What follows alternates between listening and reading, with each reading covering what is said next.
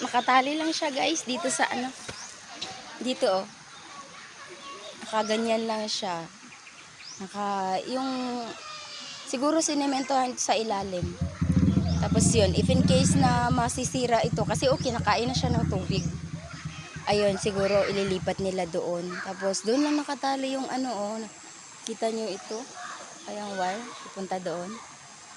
Ayun, nakatali lang siya doon sa kahoy. Pag yung kahoy na yan ay nadala ng ano, kasi pag bumabaha daw dito, umaabot siya sa mga bahay doon. No?